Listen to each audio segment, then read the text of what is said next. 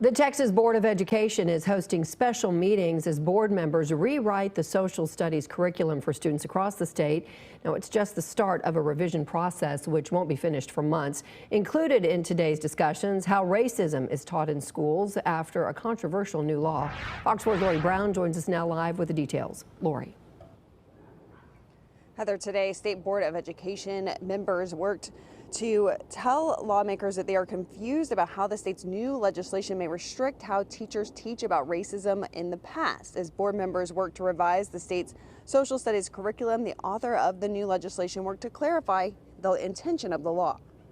We always talk about teachers leaving in droves, and this was one of the reasons why we had a lot of teachers leaving, because it caused so much fear. Teachers were literally scared to teach even the TEKS that existed. State Board of Education member Aisha Davis told Republican State Senator Brian Hughes, the author of SB 3, that the state board itself has been confused about the meaning of the new law.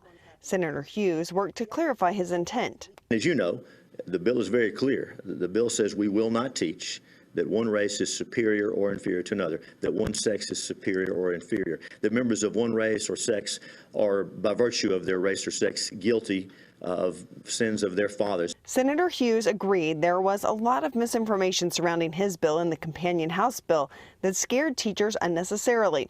He alluded to an incident last year where a Carroll ISD administrator was recorded urging teachers to present differing views on the Holocaust. As you know, some of them are saying, oh, we can't teach the Holocaust. Well, the TEKS said, no, you will teach the Holocaust, but how it's taught is so key. Senator Royce West said he can help craft clarifying legislation if needed. We're talking about teachers can't teach that one race is superior to another.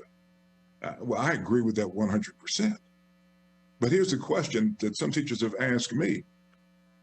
Does that mean that we can't go back in history and show where that did in fact occur? We still teach that really bad things were done by people of particular races. What we're saying is, you don't say, little Johnny, little Jimmy, you should feel bad because of what your forebears did. We've talked over and over and over about all these misconceptions and how these definitions aren't clear. Are you going to introduce a bill this upcoming session to clarify this and to make it better for public schools? If that will help, of course we can.